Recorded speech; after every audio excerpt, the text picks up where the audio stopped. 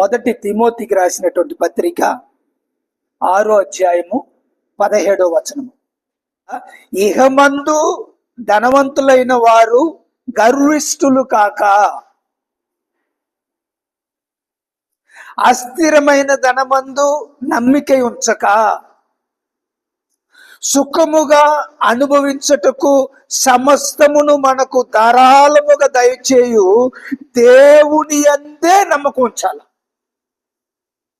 ధనం మీద కాదు, మన చదువు మీద కాదు, మనకున్నటువంటి పలుకుబడి మీద కాదు, దేవుని యందే నమ్మకం ఉంచాల. ధనం మీద నమ్మకం ఉంచకూడదు అని అక్కడ ఉన్నటువంటి వారికి బోధించు అని పౌలు తిమోతికి రాస్తూ ఉన్నాడు. అంటే ఇక్కడ ఆయన హెచ్చరిస్తూ ఉన్నాడు. ఏమని హెచ్చరిస్తూ ఉన్నాడు? ధనం మీద నమ్మిక ఉంచుకోక. అంటే దాని అర్థం ఏంటి? ధనము శాశ్వతమైనది కాదు, అది అశాశ్వతమైనది. Trusting in wealth is like building house on sand అంట. వెల్త్ మీద, ధనం మీద నమ్మకం ఉంచడము ఎలాంటిదంటే ఇసుక మీద ఇల్లు కట్టడం లాంటిదంట. ఎందుకంటే ఇసుక మీద ఇల్లు కడితే అది స్థిరం కాదు, అది ఉన్నటువంటి పడిపోతుంది. కాబట్టి ధనం కూడా స్థిరం కాదు, అది మనల్ని వదిలి ఒకసారి ఒక రోజుకు వెళ్ళిపోతుంది. కాబట్టి స్థిరం కానటువంటి మీద మీ నమ్మకము ఉంచుకోకండి. యోబును గురించి మనకు అందరికి తెలుసు. ఒక చక్కటి విశ్వాసి, ఒక చక్కటి నీతిమంతుడు, చక్కటి ధనవంతుడు, అన్ని కలిగి ఉన్నాడు. ఒక్క రోజుకే తన ధనమంతా, తన పని వాళ్ళు, తన పిల్లలు అందరూ కూడా ఆయన వదిలి వెళ్ళిపోవాల్సినటువంటి పరిస్థితి వచ్చింది. అయినా అతను దేవుని మీద నమ్మకం కలిగినటువంటి వ్యక్తి కాబట్టి దిగంబరునిగా వచ్చాను, దిగంబరునిగానే వెళ్ళిపోతాను అని చెప్పగలిగాడు. ఎందుకంటే ధనం మీద అతను నమ్మకం ఉంచలేదు, దేవుని మీద నమ్మకం ఉంచాడు. కాబట్టి దేవుని బిడ్డలారా, అంటే ధనం కలిగి ఉండడము పాపమా? ధనం కలిగి ఉండడము పాపమా? పాపము కాదు. ధనం కలిగి ఉండడము పాపము కాదు. అబ్రహాము ఒక ధనవంతుడు, యోబు కూడా ధనవంతుడే. కొత్త నిబంధన గ్రంథంలో లిడియా ఒక ధనవంతురాళ్ళు. సో ధనం అనేది పాపము కాదు. మనకి ఇవ్వబడినటువంటి ఆ ధనాన్ని మనము ఎలా వాడుతున్నాము అనేది ఇక్కడ ముఖ్యము.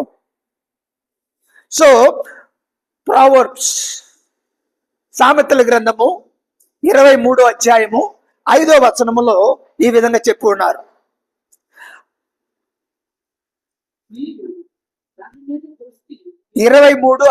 సామెతల గ్రంథము 23:5.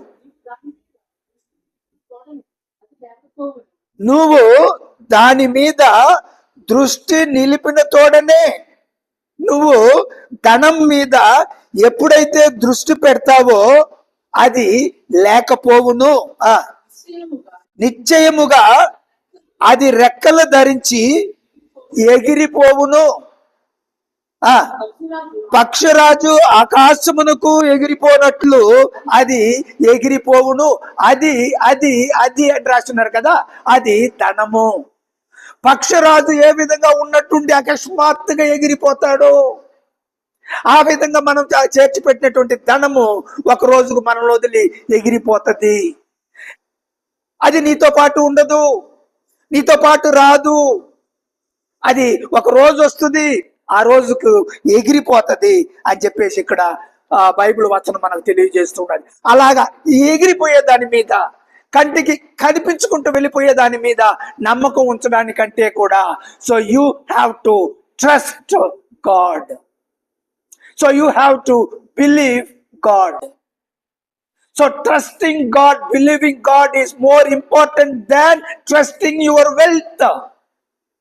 Wealth is not permanent, it's a temporary.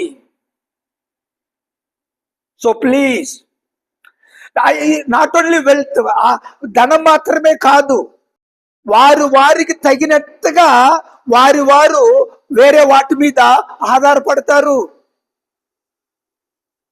అదే నా యొక్క పాయింట్, ఇక్కడ నా యొక్క ఉద్దేశము. ఒకవేళ మీరు మీ చదువుల మీద ఆధారపడిపోవచ్చు.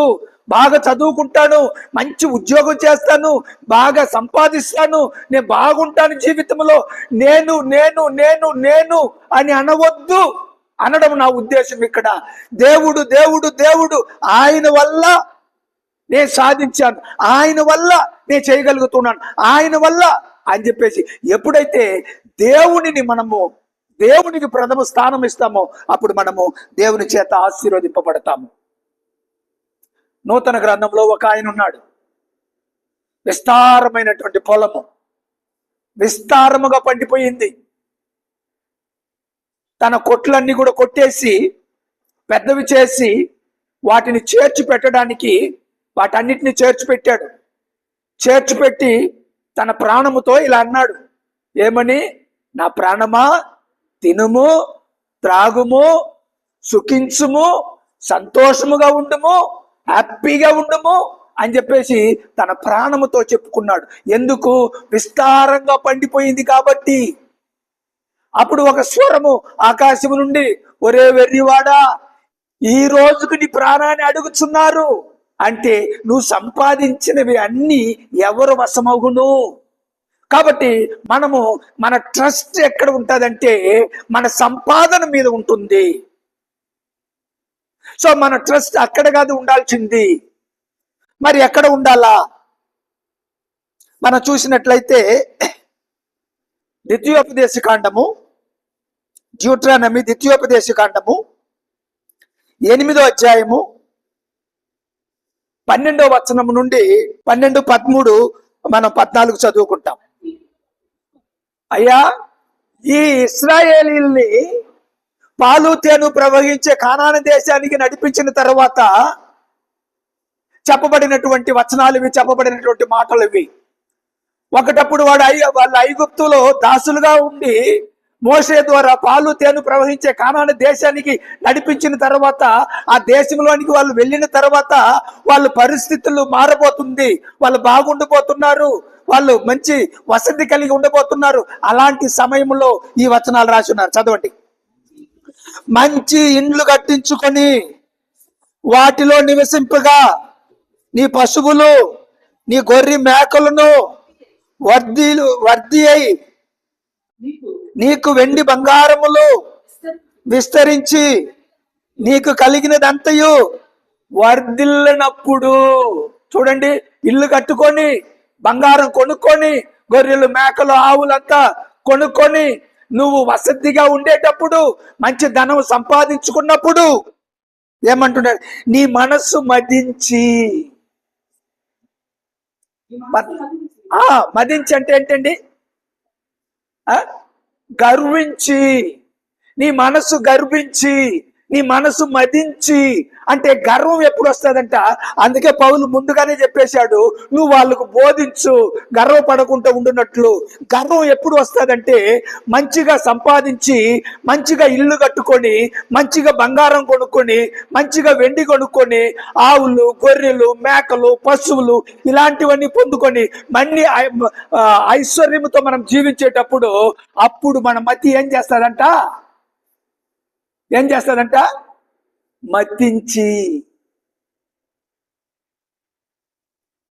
సుమే, we have to be very careful. ఖచ్చితంగా ఒక రోజు మన జీవితంలో మనం బాగుంటాం, దేవుని చేత ఆశీర్వదింపబడతాం. మనం బాగుండేటప్పుడు ఎప్పుడైతే ఒక ఇల్లు కట్టుకుంటామో, ఎప్పుడైతే బంగారము వెండిని కొనుక్కొని మనం ఎప్పుడైతే బాగుంటామో అప్పుడు ఆటోమేటిక్ గా దేవుడి దగ్గర నుండి దూరంగా వెళ్ళిపోవడానికి అవకాశం ఉంది. దాన్ని మర్చిపోవద్దు, అవకాశం ఉంది. కాబట్టి అందుకే అక్కడ ఏం చెప్తున్నారంటే, అప్పుడు దేవుడైన యెహోవాని మరచిదువేమో.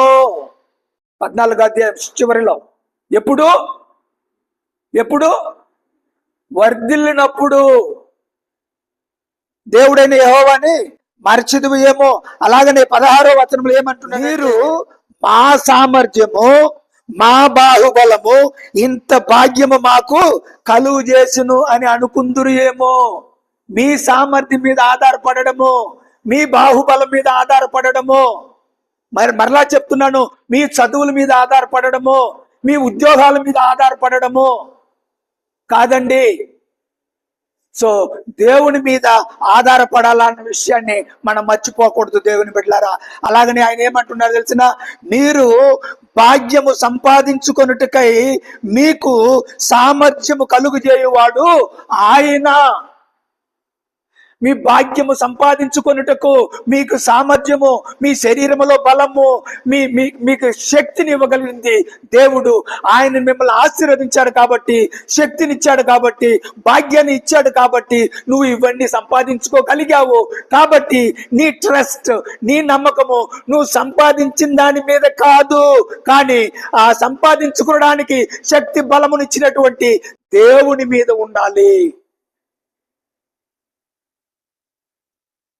అర్థమవుతున్నదా బాబు? ఎవరి మీద ఉండాలా? దేవుని మీద ఉండాలా మన ట్రస్ట్. మనం సంపాదించిన వాటి మీద కాదు. ఎందుకంటే బైబిల్లో చెప్పినట్లు there is a chance when we earn all this, there is a chance to forget God, because we have everything. We don't need anybody's help, even God's help. We know it. So అందుకే చెప్తున్నాడు, నువ్వు మతించి ఇల్లులు కట్టుకొని బాగుండేటప్పుడు నువ్వు దేవుని మరచిపోయామో. ఆ విధంగా ఇల్లు కట్టుకోవడానికి నీకు సామర్థ్యాన్ని, బలమును, శక్తిని, నీకు సమయాన్ని ఇచ్చింది ఎవరు? ఆ దేవుడు. కాబట్టి ఏం చెయ్యాలా? ఆ దేవుని మీద ఆధారపడాలా, మనుషుల మీద కాదు. దానియేలు గ్రంథంలో నెబుకద్నెజరు చెప్పిన మాటను మనము ఒకసారి గుర్తు చేసుకుంటాము. 4:30-31 ఏమనుకున్నాడంట? తమలో తామనుకున్నాడు. ఏమనుకున్నాడు? ఈ మహా విశాల పట్టణము నా బలాధికారమును నా ప్రభావ ఘనతను కనపరుచుటకై నా రాజధాని నగరముగా నేను కట్టించి తిని. ఏమంటున్నాడు హృదయంలో? నా నా నా నా నేను నేను నేను చేశాను, నేను కట్టించాను అని చెప్పేసి మంచి నగరమే, మంచి నగరాన్ని కట్టించాడు. చక్కటి నగరము, బబిలోను నగరము చాలా చక్కటి నగరము కట్టించాడు. ఆయన కట్టించిన తర్వాత ఏమంటున్నాడంటే, నా బలాధికారమును నా ప్రభావ ఘనతను నా రాజధాని నగరము నేను కట్టించి తిని అని అనుకుంటున్నాడు. అయితే మహిమ ఘనత ఎవరికి తెచ్చుకుంటున్నాడు? తనకు తెచ్చుకుంటున్నాడు. So there is a chance.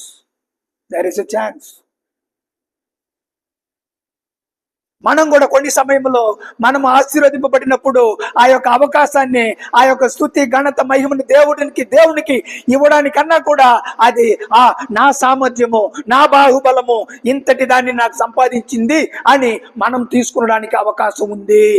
Sumi, careful, trust God. ఆయన నీకు బలమును, శక్తిని సంపాదించడానికి ఆయన మీకు ఇస్తూ ఉన్నాడన్న విషయాన్ని మీరు మర్చిపోవద్దు. అలాగనే ఆ విధంగా అనుకుంటూ ఉన్నాడు. అప్పుడే ఒక శబ్దం వచ్చింది. చదువునైనా వచనం. రాజు నోట ఈ మాట ఉండగా ఆకాశము నుండి ఒక శబ్దము వచ్చెను. ఏదనగా, రాజు నెబుకద్నెజరు, ఇదే నీకు ప్రకటన, నీ రాజ్యము నీ వద్ద నుండి తొలగిపోయెను. నేను కట్టించాను, నేను చేశాను, నాకు కట్టించుకున్నాను. ఎప్పుడైతే మహిమను, ఘనతను దేవునికి చెల్లించక నేను అని అన్నాడు నెబుకద్నెజరు, ఆ మాటగానే ఉంది. అప్పుడే ఆకాశం నుండి ఒక శబ్దం వచ్చింది, ఇక నువ్వు రాజువు కావు.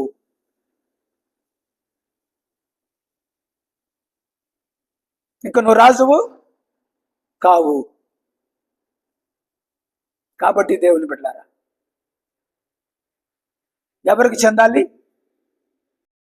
ఎవరికి చెందాలి? దేవునికి చెందాలి.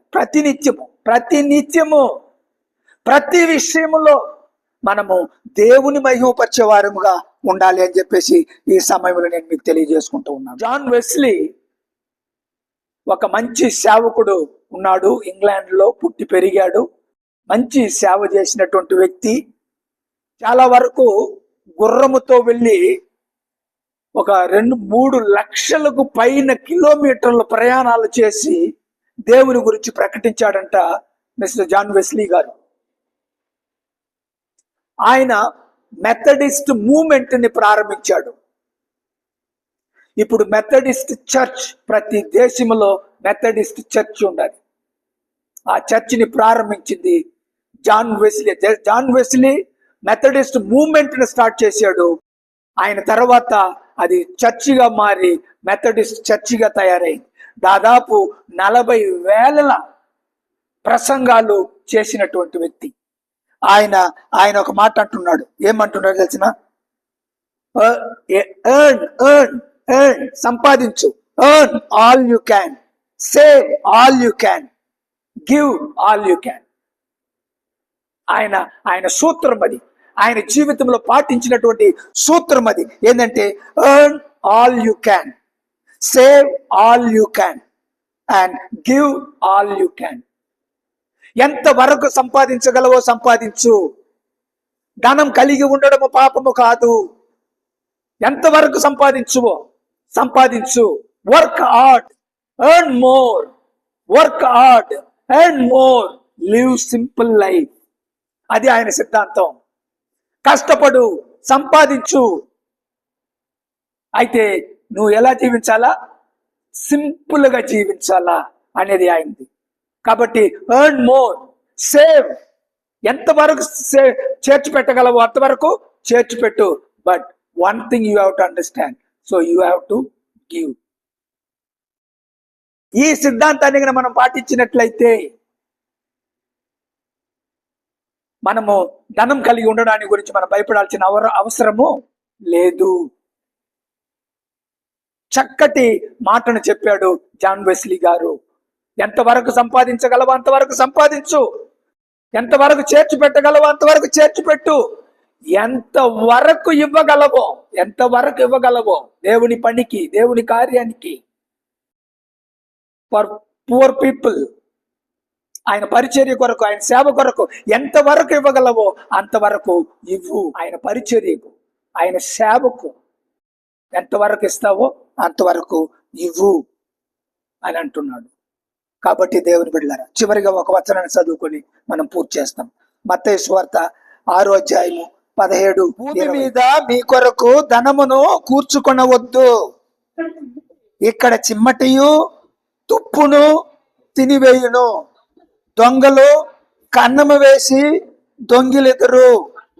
పరలోకమందు మీ కొరకు ధనము కూర్చుకొనుడి, అచ్చట చిమ్మటి అయినను తుప్పైనను దొంగలు కన్నము వేసి దొంగిలెవరు. కాబట్టి ఇంతకు ముందు కూడా బ్రదర్ చెప్పారు, ఎక్కడ చేర్చి పెట్టాలంట? పరలోకములో చేర్చి పెట్టాలా. పరలోకములో చేర్చి పెట్టడం అంటే ఏంటి? భూలోకములో ఏం చెయ్యాలా?